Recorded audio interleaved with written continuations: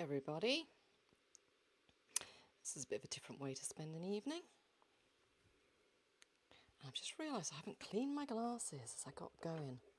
So I'm just going to do that whilst this all gets going. Hi Ron, coming in from Florida, Ocala.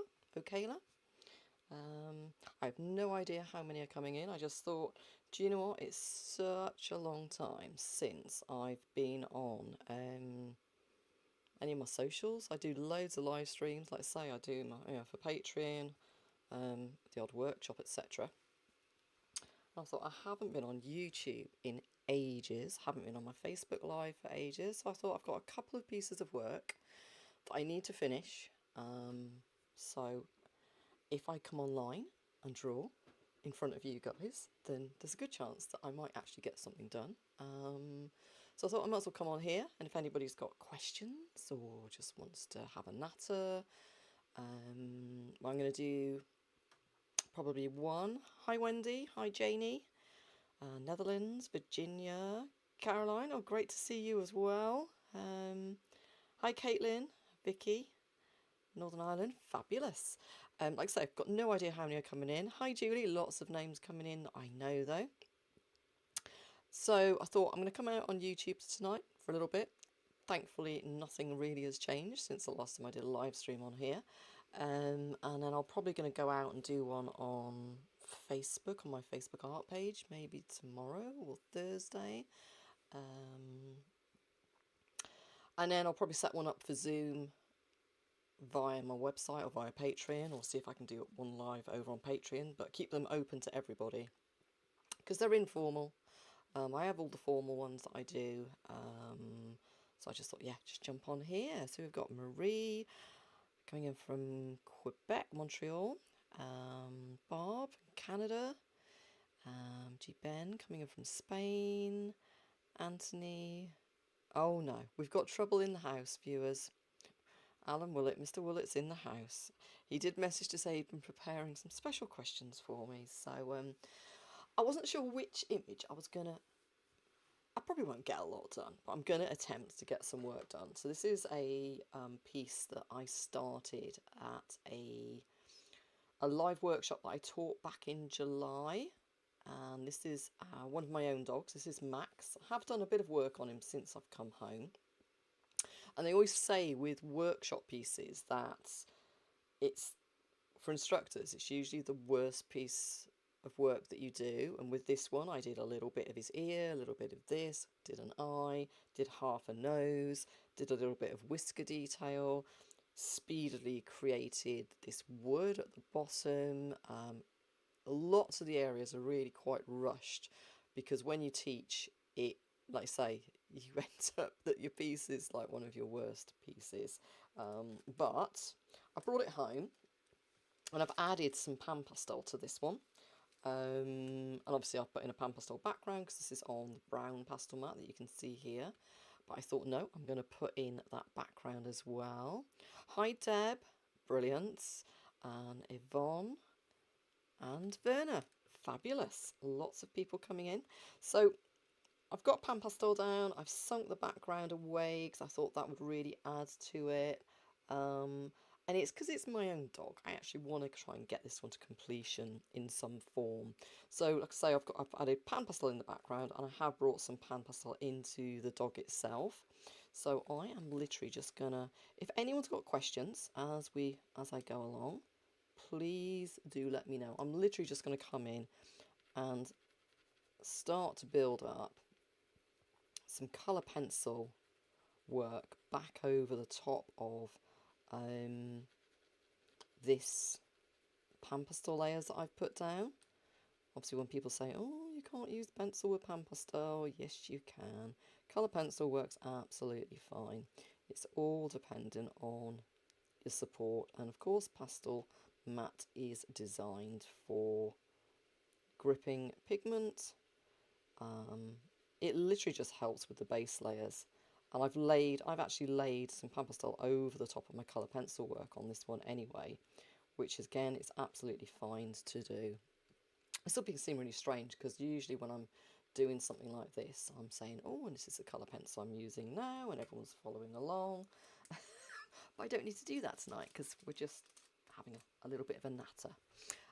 Hi Harry, have I used the brush and pencil products? Yes, I have, Harry. Haven't used them much. I've used the, I've got them to hand actually. I've used the workable fixative, so the little small bottle I've used a couple of times where my pastel mats let me down. There's a couple of videos showing where I've used and how I've used that. And it's basically where I've had a flaw in my pastel mat and it's not allowed any layers. I've used the brush and pencil, the small little bottle. It's a bit like a little bottle of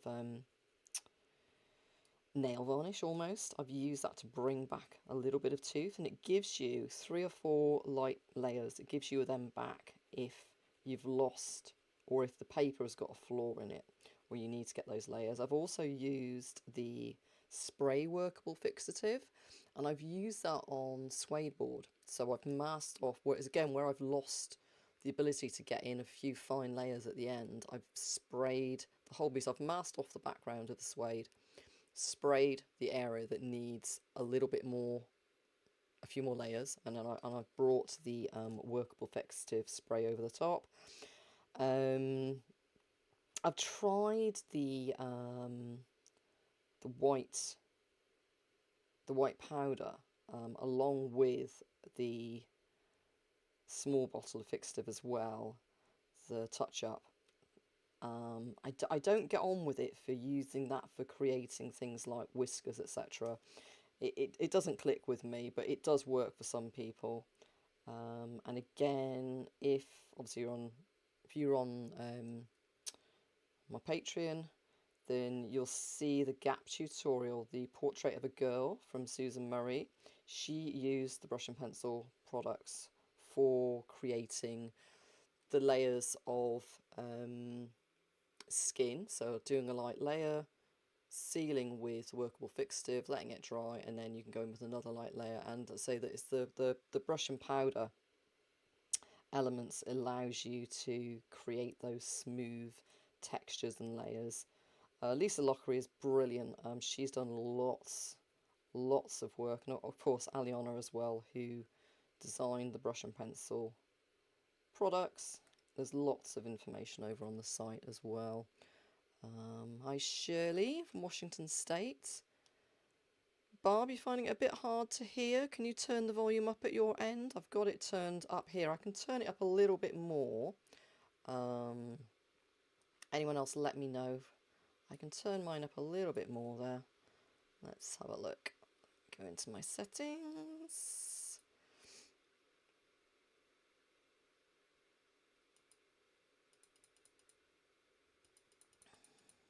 Just turning up a little bit more.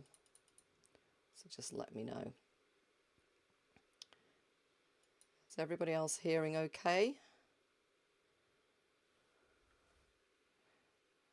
Harry's saying it sounds okay. Yeah, Barb, there is it should be a volume shout.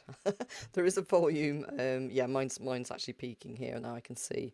There is a volume. Should be a volume option on your YouTube there as well. So I've got my mic right in front of me. Sound is very low. Absolutely blast when I leave your channel. That's very unusual then, because my mic is here. Let me just see if I can make any more adjustments. Bear with me. Okay.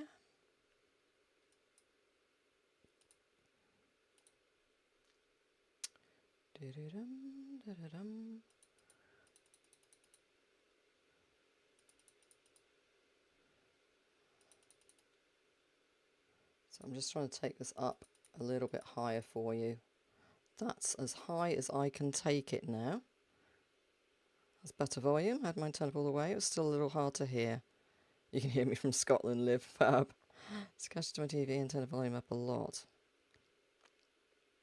Changes made a difference. Thanks, Barb. Yeah, that's fine. It's because we've not used, like I say, I've not used YouTube for quite a while, so this is usually all set to go out on my Zoom. So thank you for letting me know that.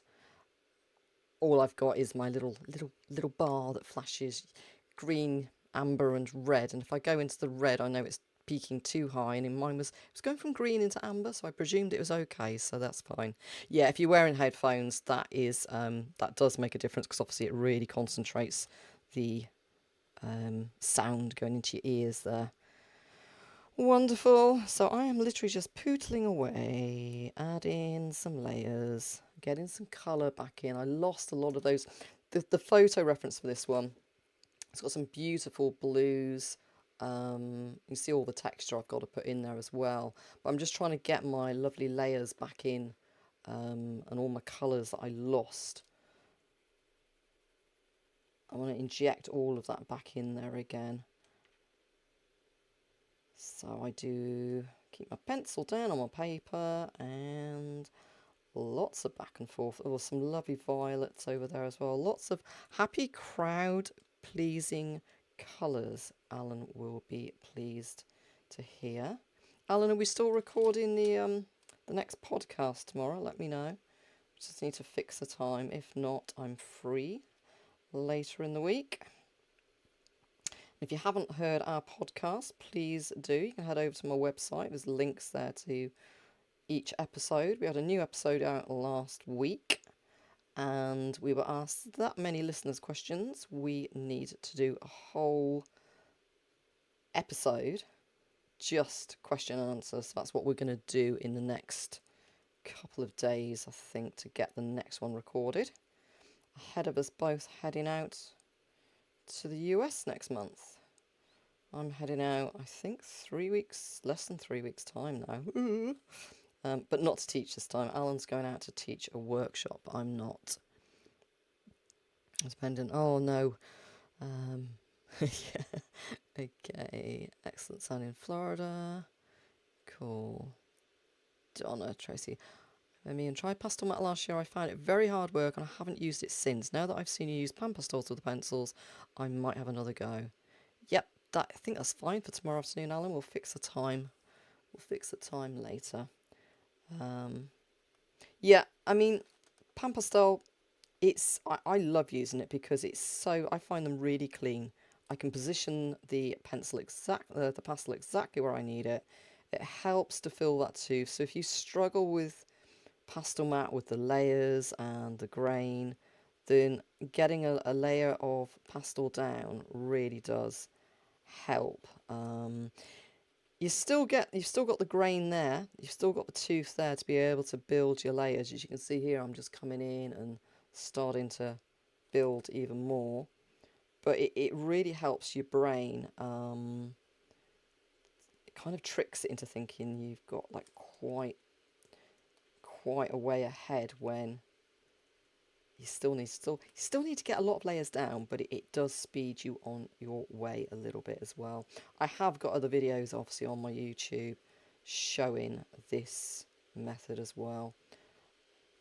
And let's say, despite what people say, you can put your pan pastel down over the top of your pencils as well, and you can use them on smoother paper. Some people do use pans and colour pencil mixed together on quite smooth paper. So, but then you need to go really, really light with your layers, as you don't want to fill the tooth too much. Okay, we need an introduction to pan pastel workshop, preferably in my Shedio. Now, Alan, I have been to visit you, and I did give you a little bit of a basics. I thought you were giving yours away. I did show you, but it's one of those things you've just got to get stuck in and trust the process, and also kind of enjoy the effect that it gives. You can't force a material, so you can't force your pan pastels to do something that your colour pencils would normally do. They are going to give you a different effect, and also obviously it'd feel different. There'll be a different experience to it as well. So I've kind of accepted that a little bit more over the years. I used to try and force materials to do things that they weren't really designed to do. So I was doing battle, and that's like, why on earth am I doing battle with things when other materials are designed to do those things. So just accept what you can and can't do and make the right selections. But there you go. Even myself, sometimes I'll be using things going, no, this isn't going to work. And it's only the fact that I've done it before, usually a few times. I have to remind myself, trust the process myself, you know, trust myself as well, and trust past experience. Rob's finally got the chat working. Yeah, I can see you're in there as admin, Rob. Thank you. Tried Rising Museum board. I have, Bob. I've got it here. I've got a sheet, or 2 sheets of each. I've got the white. Is it like a museum? And there's an off-white. I've got the bright white. I've got all 3 because I wasn't sure which one I'd like. So I have got a small piece that I'm working on. Just having a play with that as well. I actually quite like it because I love working on mount boards anyway. I find I don't like what's traditionally classed as smooth papers, even though I have done some work recently on Fabriano and some Derwent paper. And I thought and I've seen Karen Hull years ago, obviously worked on the Rising Museum board as well. And it's one that I always meant to try, and I've had it here for a while, so I have got a couple of pieces going. Like I say, just small little pieces. Once I feel comfy with them, and if I get the results that I like, then obviously I might do a couple of tutorials on it, might do some bigger pieces. It's a weird one. It's sort of, obviously because I teach, I think as a teacher, then, you know, I need to be, I'm okay in my comfort zone. I know what works for me. I know that I can actually stick to pastel mat if I want to. Stick to pastel mat, stick to colour pencils, don't need to try anything new. I just get, not bored, I just feel stifled sometimes. So I want to come in and just try new things. And then when I try new things, I usually find something that I then want to incorporate into my regular materials and work. So I'll find a new, slightly different method. You know, one material might do something a little bit different for me, and you know, and just create a slightly different effect for me. So I'll embrace it. And I feel as an instructor, it's part of my duty really to try things, get an understanding for them, and then pass that information on. Obviously only from my own experience, but hopefully something like that just helps someone else to learn, and maybe even save them time as well. Hello from Denmark. Hi Camilla. Hi Lorna.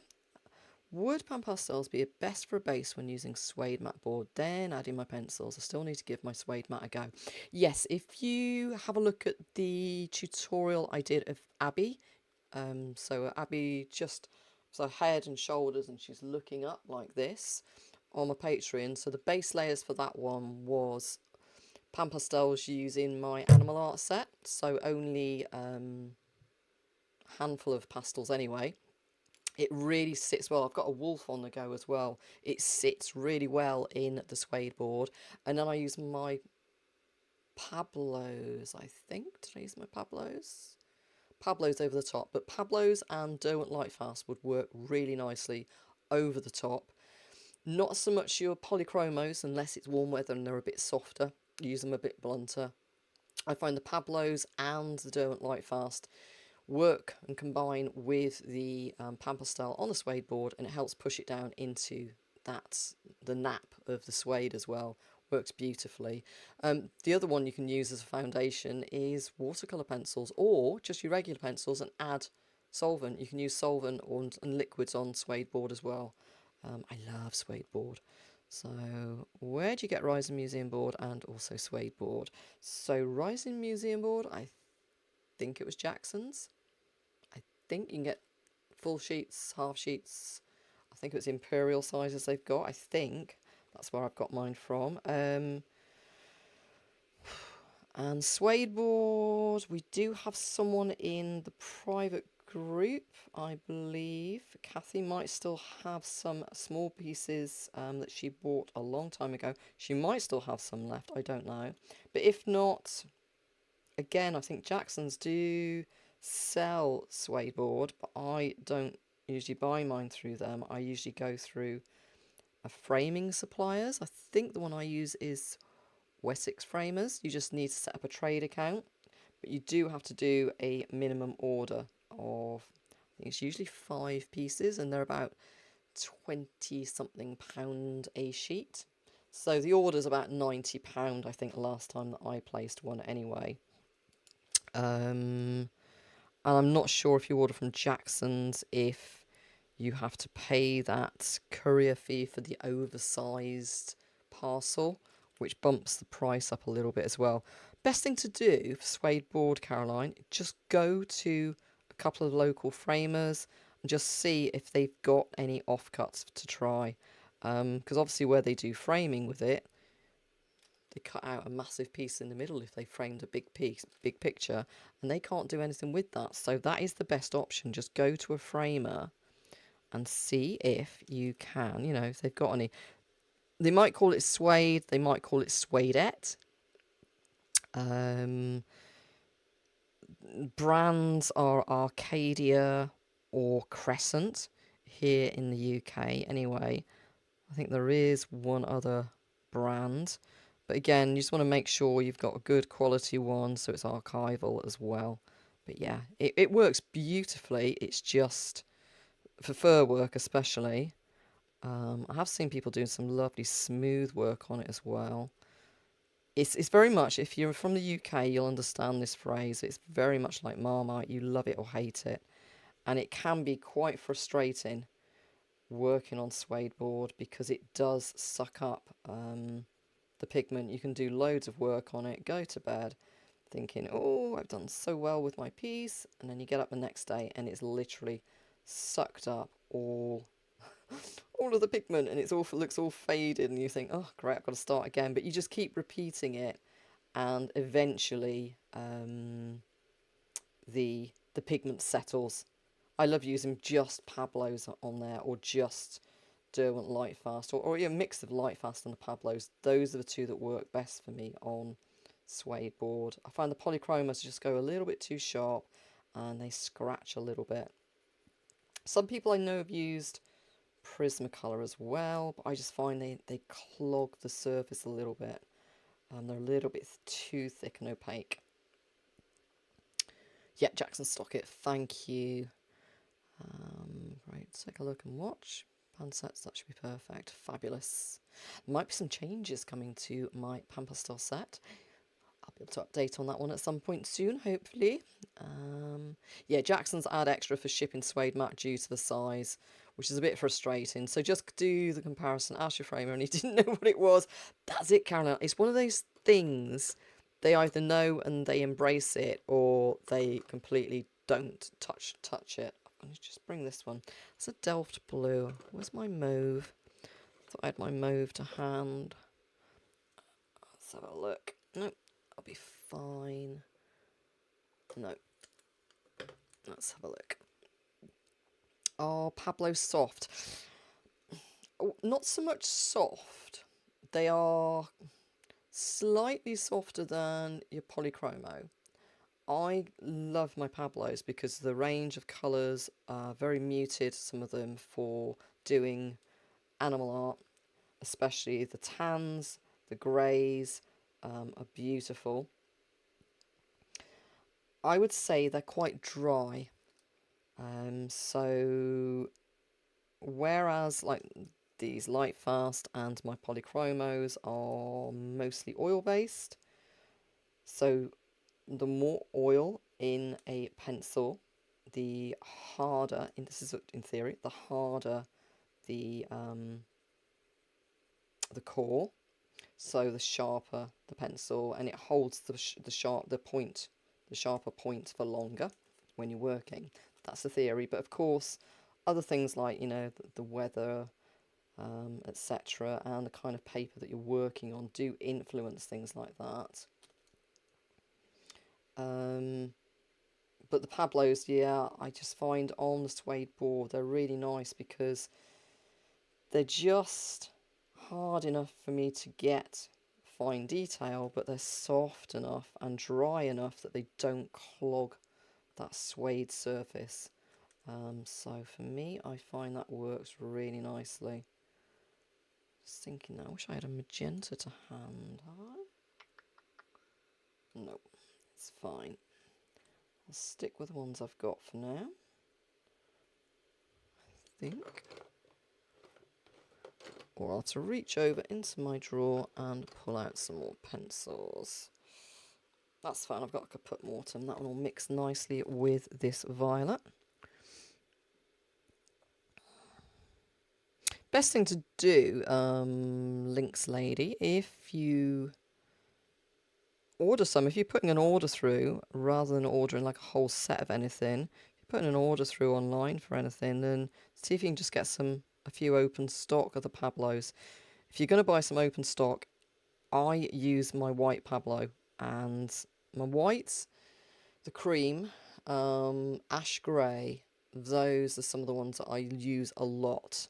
There's a couple of soft charcoal grey colours as well in there, a brownish beige, but the white is really, really lovely and opaque, and I use that quite often, especially like in the whites of the eyes. For my slightly, because remember your polychromos are quite translucent. Great for glazing, but if you want that bright white highlight without it being too bluey white, then I pull in my Pablo. The Pablo is gorgeous. So, and that's why I try and make sure that I've got the ash grey is a lovely soft warm grey.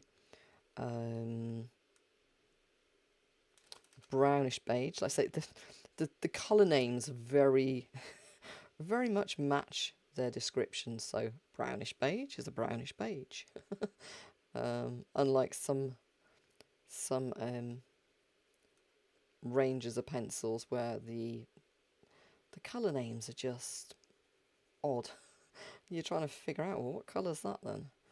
Don't give it a weird name, a trendy name or something. Just give it the name of what the colour is. Makes life so much easier. Especially for someone like me, when you're doing tutorials, you don't want some weird name. You just want it to reflect the colour that you're putting down. So I'm literally coming around. I'm just injecting tinges of this violet up, back up through this fur. Working my way around. Normally I zoom in when I'm doing something like this, but because I'm working my way around the whole piece, I was keeping the whole lot in focus at the moment.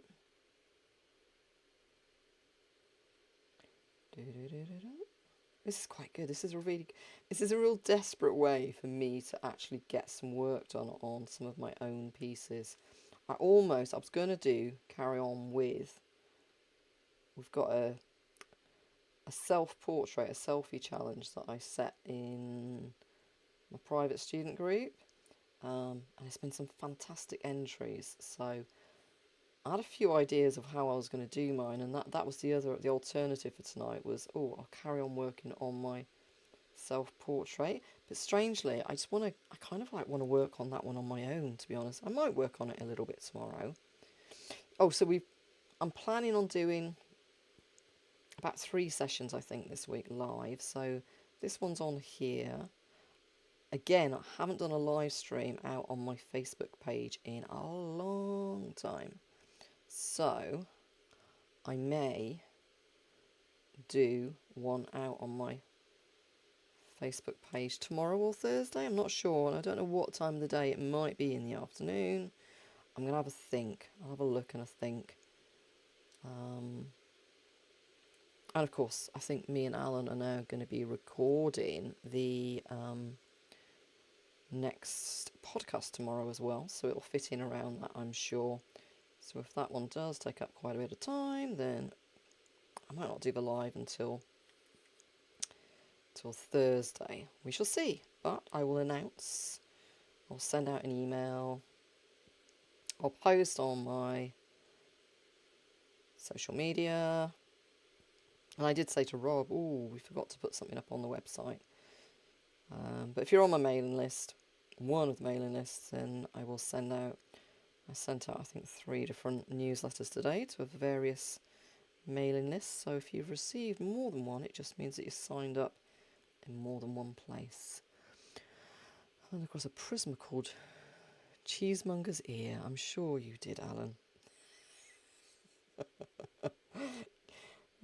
We have a little thing on, I don't think if I've got the book to hand. Have I? Yes, I have. So, Alan's part of our podcast. We do a little thing about the history of a different couple of colours in each one. Let me just fetch the book.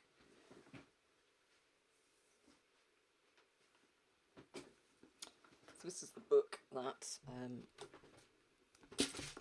book that we use for our history of colour. It's a really interesting one. I think Alan's got, if you've got the stripy version and I've got the spotty version, I don't know, there's 2 different versions. But it's brilliant because obviously it gives you loads of theory about colour as well.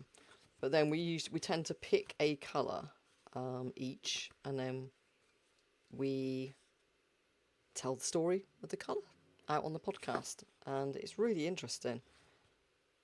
I think I did buff for one of mine. Payne's Grey was another one that was really interesting. Again, it's a really nice way of learning. Oh, absinthe! I'm gonna have to do absinthe for my next one. But yeah, it's a really good little book, really interesting. So if you're into things like that, like finding out the history of things, why something is called something, that's a really interesting little book on colours.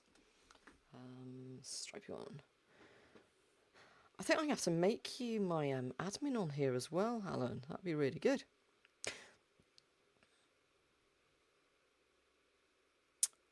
Patreon Bros available. Rob's been dropping some links in there as well. If anybody's interested in any of the free tutorials, there are free tutorials on my website, and Rob has dropped in a couple of links there to the website.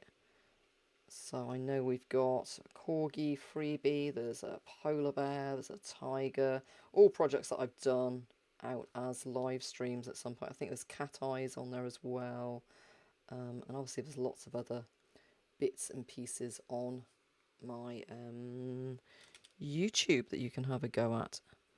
Right, I think that's enough blue and enough purplish colours gone in. So I'm going to add in, let me sharpen up, I'm going to add in some of my Caput Mortem now to get some reddish tinges back in there.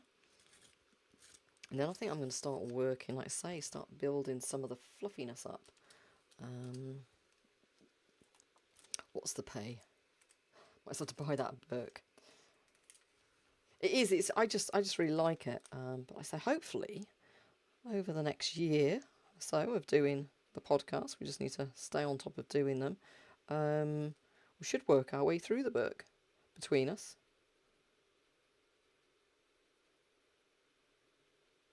But obviously it just tells the story of colours, so not so much pigments as such, but you know, just the history of some colours. Obviously Caput Mortem will be in there.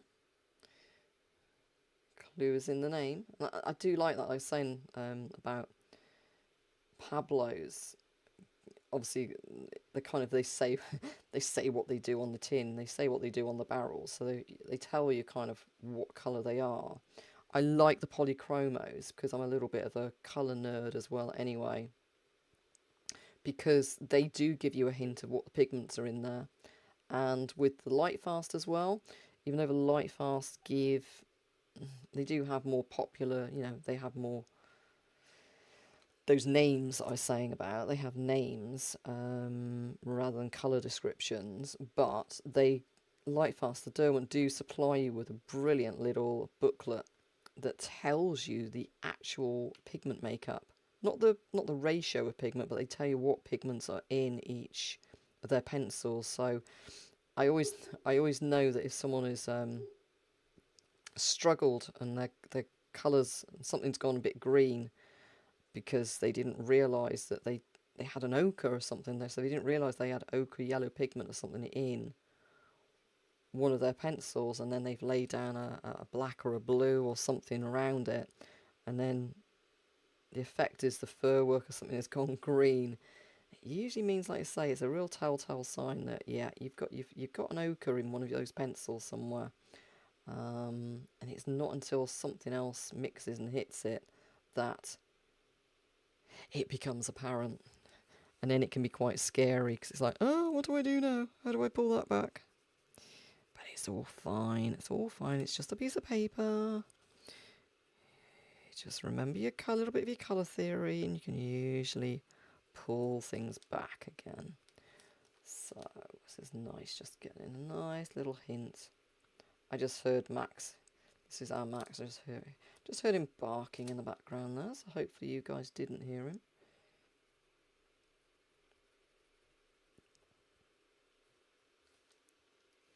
Da-da-da.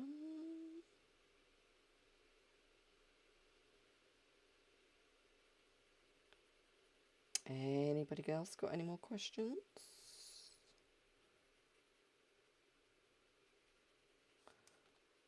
It's quite nice, this is. I've had quite a good week for drawing. Well, good day today for drawing. I managed to get a few hours in on a little project.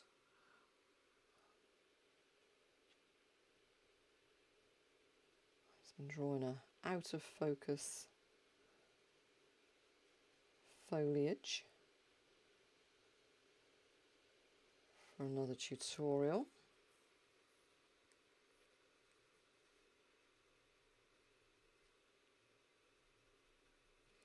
Cool. I think I just need a little bit more, talking about ochres, I need to get a little bit more ochre in through here. I think I need a raw umber. Do I have a raw umber to hand? I've got a bister. I don't think a bister's going to cut it. Let me have a look. I've got a burnt ochre. I've got a nougat. Both of those would be nice, actually. And I'm going to get my dark sepia to hand. Is there anything else I want? So I'm just pulling out a few more pencils. Can never have enough pencils. I believe that is my raw umber, or is it a brown ochre? Very similar in colour. Brown ochre. I'll go with the brown ochre. It's fine. Okay, so and add a little bit more ochre. Any recommendations for a colour theory book?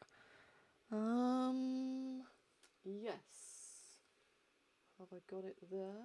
I can reach that one as well. Bear with me. I've got my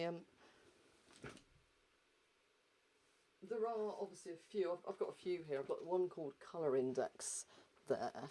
You can keep it quite simple if you like, but I do like I don't know, it's got a ripped cover on the Betty Edwards. So this is drawing on the right side of the brain, but this is she's got one that's obviously, you know, drawing on the right side of the brain, which is about drawing and changing the way that you think.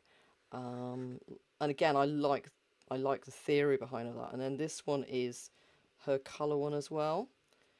So it's kind of, I like these because, like I say, she talks about values, etc. And it kind of teaches you. You just read a chapter and then think about it and absorb in it. So she really explains it. It's not just, you know, this is this because of this. It kind of makes you think about things. And by the end of the book then, you know, and obviously you've got your colour wheel, some basics and that in there as well. To be honest, that's all you need to remember most of the time is your opposites on the colour wheel, your complementaries. But working with colour pencil, you need to understand slightly different theories to working with paints and regular pigments, because obviously we're mixing our pigments on our surface, whereas a painter has the ability just to squeeze the pigments onto a a palette and mix them, and you can visually, you know, they can keep tweaking the value, the tone, the colour saturation, etc. before they even touch their canvas. But obviously for us using colour pencil, we're doing the colour mixing here on our support. So our support is our palette. So it's a mix of learning your materials, learning your pencils, kind of understanding what ochres are in, you know, what ochres, what pigments are in your pencils, and that only comes with practice and, like saying, just spending time with your materials, spending time with your pencils, making friends with them. That's what I always tend to say: make friends with your pencils, make friends with those materials and those tools. And then you'll learn which one will do, you know, and which ones mix well together. Like obviously if you're creating your darks, if you use polychromos, you know, yes, you use your black, but you might want to bring in some dark indigos and can put mortem violet. I like to use either my Payne's grey or my dark sepia in there. And you get to learn what your pencils do. And how they mix and blend together. And again, that's why I do love the polychromos, because you can mix and glaze layers over the top. And it will just mix and then blend beautifully with the previous layers that you've laid down. So yeah, that is quite a good book. Information for the light fast pencils, which would be very good to have. Do you know where to get one, please? Yeah, they'll be on the website. There is... You can get it if you've bought a tin of Lightfast. I don't know if my booklet is here. I do have some in the cupboard behind me. Bear with me. I've got a tin here. I don't know if the booklet is in here or not. No. You've got me running around the studio tonight. I thought I was sitting all comfy. Bear with me and I will fetch one and I can show you.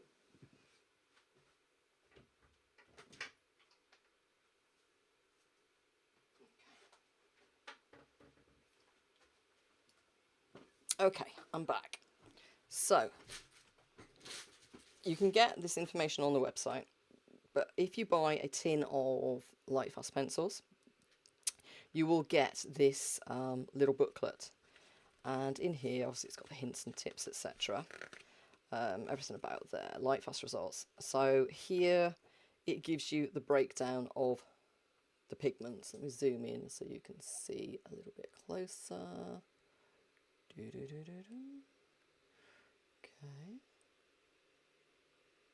Okay, so for example, champagne. So the champagne, it will give you the, it's called the CI reference.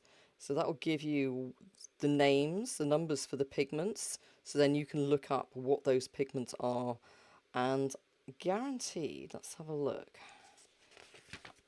Arctic is quite a good one to look at in here. So you'll see the blues that are here. So Arctic, right, so Arctic. So if you've got Arctic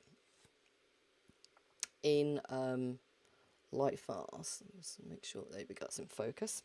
So the Arctic looks like it's very much like a bright white, but it is actually a blue. So if you look at the blue pigment that's in there, the PW6 is also making up the midnight blue there. The dark cyan also has the PW6, so you'll see that as part of the makeup. So it's again the light aqua, the Pacific blue, they've all got that PW6 pigment in there. You can look up what the PW6, you know, what the different pigments are, but it does give you a real good clue, especially the ochre ones, because you'll find if you use, you know, the wheat's got PW6 in as well. So you'll be really surprised at which pigments are in. There you go, PW6 is actually sienna there as well. But yeah, this really is informative, and I definitely advise you refer to it if you do have these pencils, because you can look at the end there. I've got the champagne there, and the champagne, if I rub that over the top of one of my reds or oranges, it makes it so much more vivid because it's already got hints of like yellow ochre and everything in there as well, so it just makes it so much brighter. So it's a shame that the other manufacturers, I mean, maybe they do, some of them, it's a shame that they don't give you know, similar kind of breakdown leaflets as well. Let me get back in focus on here.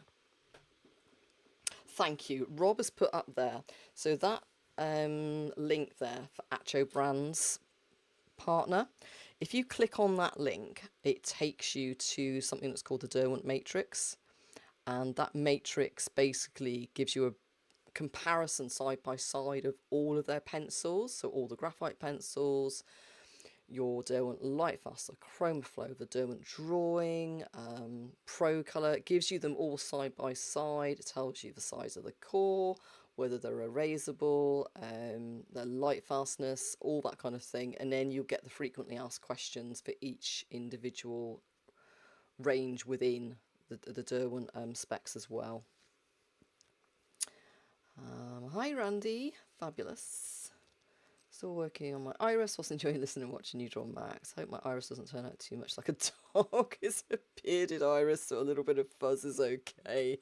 Do you know what? I've been working on that poppy today. I thought I had it. Oh no, I've got it all tucked away over there. I will fetch it actually. I will fetch it as I'm on the move. I'm on the move, so I'll show you what I've been working on today.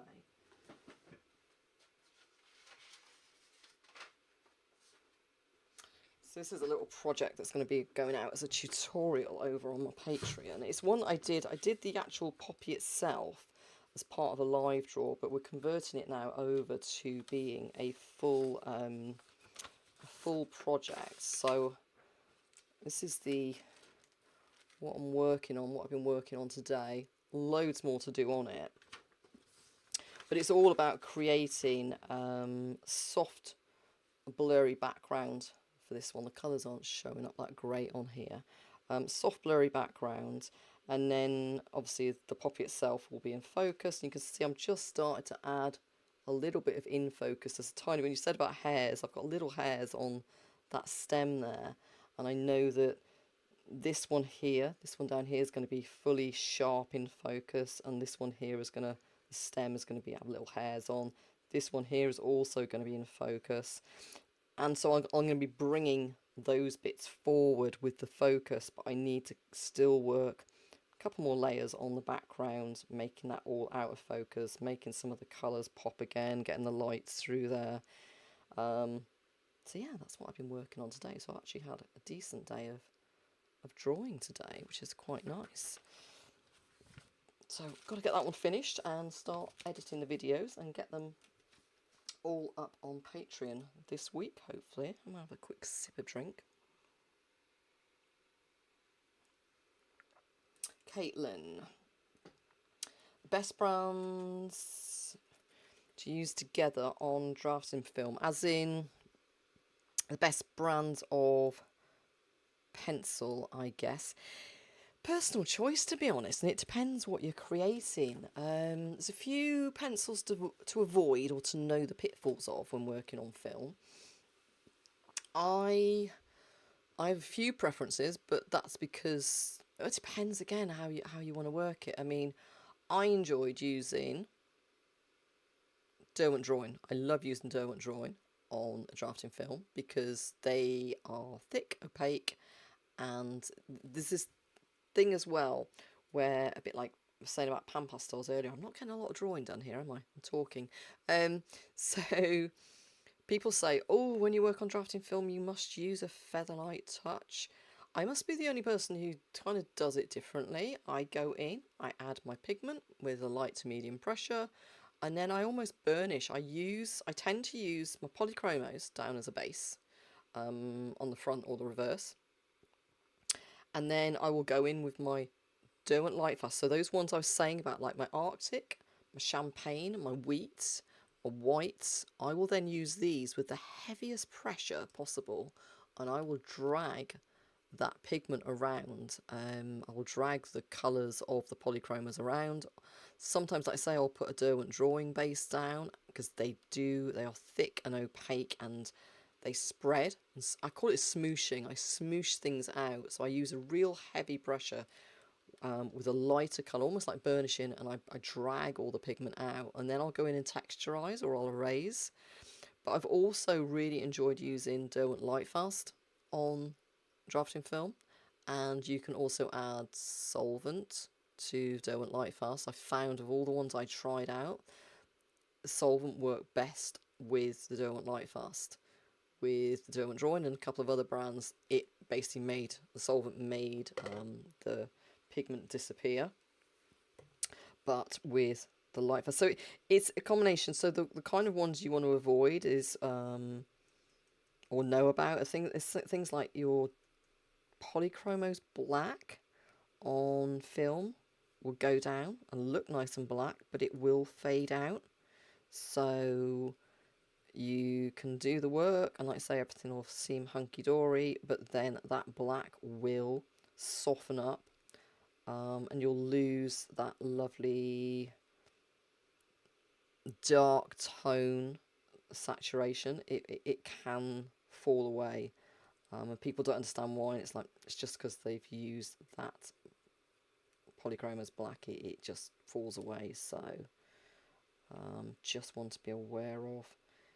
But yeah, it's sort of, some people use Prismacolor. Obviously I don't use a lot of Prismacolor. I mean, there's brands that I don't use. Some people use luminance, I guess, on there as well. I don't tend to use a lot of luminance. I am starting to, using luminance on that little poppy drawing at the moment. All the pencils kind of have their place, but with working on film, I tend to do a lot of projects just using Derwent Lightfast. If I had to choose just a couple, I would do either Derwent Lightfast with polychromos or Derwent Drawing with either Lightfast or polychromos. That's what I'd probably break it down to as being my favourites on film. But then again, when I first started out, that original Snow Leopard that I did all those years ago, I used Albrecht Dürer, just Albrecht Dürer dry on drafting film, and they work beautifully. Again, I don't know, just something that they just worked really well. But that's my first set of pencils, so obviously I didn't know really anything any different. I'd know nothing to compare it to, let's say. Okay, lots of coloration going on now. Oh, Alan's saying that, yeah, the polychromos black does that on most papers. Do you think, the thing is, I understand it doing it on a paper where, especially like a cotton fibre paper, where it absorbs the oils, and when it absorbs the oils, it sucks the pigment with it. I can understand that, but with film, I don't understand on film, because the film is synthetic, and the pigment in theory should just, and the oils, it should all just sit on the surface. There is a tooth, but I've never understood why that happens. So, but at the end of the day, like I say, just avoid using, if you want a real black on drafting film, use the Derwent Drawing. It is the blackest, thickest pigment to go down. Right, I think I've injected. I know. See, I demoed this side of the nose for the workshop, and he hasn't got his right side of the nose, so I need to get that done. I need to get that in there, but I think I'm happy now with the colour that I've got down. So I'll be able to start coming in with some lights, I think, now as well, working my way up. So I'm just going to bring in some nattering, a warm grey 2, and I'm going to start just to lighten up a few places. Again, I'm not working any detail yet, so I'm going to use this grey to start pushing those colours down, pushing it all down into the surface. I think the pigment literally fades a small amount. Okay, again, see, that's where my nerdiness kicks in, and I'd be like, well, I want to know what the pigment makeup is. Why does it do that? Why? I'm very fortunate that I've got access to the technical teams at a couple of a few of the manufacturers. I don't have access to the team in Germany that would be able to give those answers, and I'm not sure if they would give the answers. Some manufacturers are pretty good at being quite open at explaining things, but obviously it's their secret. It's their secret recipe, what goes into things, how they make things, so they're not going to give all their secrets away. The strange thing is that I don't know if anyone knows already, but I know that the technical teams, the development teams from each of the pencil companies, they all get together and they go on a trip. They meet up each year, kind of compare notes, I guess. Obviously not all notes, but they do get together at some place in the world, and they have their meetups. I bet that's an interesting thing to be a part of. Trying to figure out my colours for a Dutch Shepherd on drafting film. Hi Ron, good to see you. Not just are you following along, but you're also commenting. That's great. Technology hasn't defeated you tonight. Rob will be very pleased to see that. I did pick up your mail today as well. I'm just trying to, let's say, get projects finished because I am trying to get ahead so that I can actually have a bit of a holiday next month. I think 3 weeks today I should have landed, I think, in the US with my camera, and I'm heading over to do a little bit of trekking in the wilderness, seeing some friends and having a little bit of a relaxing time, I hope. Not teaching for a change, which will be really unusual. So yeah, so I'm just trying to get everything done so that I can down tools, but you are on my list to try and get over to see you before I head away.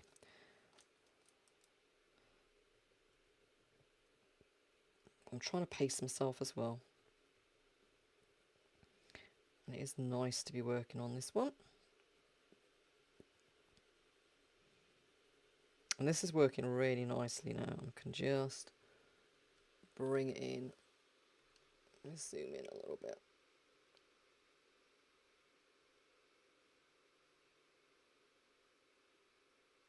So you can see all those colours in there. And now you can see like the rough graininess as well. So if I sharpen this grey up. We'll keep going for a couple more minutes now, and I will carry on with this one on the next session. But you can just see there now, I can just start to push with a sharp pencil, push all that pigment down, and it will really start to smooth up, and I can start to flick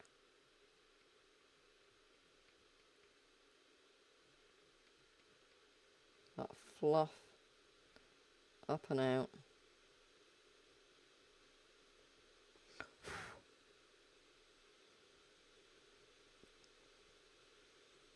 So if you were struggling, you do struggle with your layers, then like I say, that Pastel just helps to get ahead a little bit. I have got a lot of layers down on here though.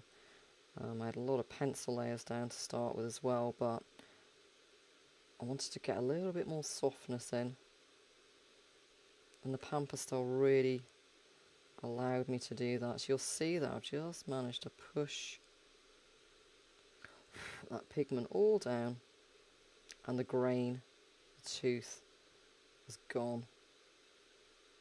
Just like that, just like that.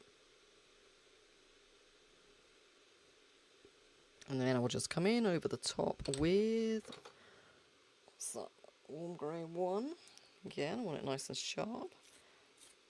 And I can get a few nice and sharp, and then I can get a few real light little flicks in there as well. That'll really start to... See, I'm happy now. I'll test a little area to make sure I've got enough layers down there that once... that it's going to basically create the fur. It's not going to be toothy. I hate the grain of the tooth, the paper to come through. So now I know that that is going to work absolutely beautiful. So hopefully I've got enough layers down all over now. So I'll be able to carry on starting to detail all over as well. So let me just flick a few little bits out. And we are going to wrap this session up for this evening. And I will sort out the next little session. I'd say probably over on my Facebook page, either tomorrow or on Thursday. That's really starting to come together nicely there. You want to see you coming to your workshop? No, I'm going to... Strangely, me and Alan are both going to be in the US at the same time. But Alan is teaching a 5-day workshop over there, and I'm sure he thinks I'm going to be gate crashing and turning up there, but I'm not. I'm going to be somewhere in Missouri, hopefully, or Kansas, seeing bison, going out onto the prairie, onto the plains, and just doing nice things and actually having some downtime for a change. Right, okay, so I am going to call this a night, but I want to say big thank you to everyone who's joined me live tonight. If you, like I say, the links are there as well. I will add them to the description as well, if you want to go and try out any of the free tutorials. They're over obviously here on my YouTube, lots of them. I haven't added any content in a long time. I need to get everything going again. It's not that I haven't been creating it, I just haven't been putting it out onto YouTube. Like I say, 3 workshops, 3 tutorials over on my website as well. And of course you are more than welcome to come and join an official draw along. I'm doing one this weekend. We're working on an iridescent peacock on black paper. So do come over, and like I say, lots of freebies on my Patreon as well. So I hate doing that bit. I feel like I'm doing a sales pitch, and that's not me at all. But yeah, it was lovely to come on and actually see a few names, see a few faces, or not faces, read the names and picture the faces. And I haven't been on here for a long time, so I just need to get back to doing this more often. Even if it's just a case of cameras are there, let's just go live for a bit and actually get some work done on one of my own pieces. So big thank you. Don't forget, if you're new on the channel, please do hit that subscribe button before you go. It just really helps my channel to get seen by other people. Take care everybody, and I will speak to you all again very soon. Night night.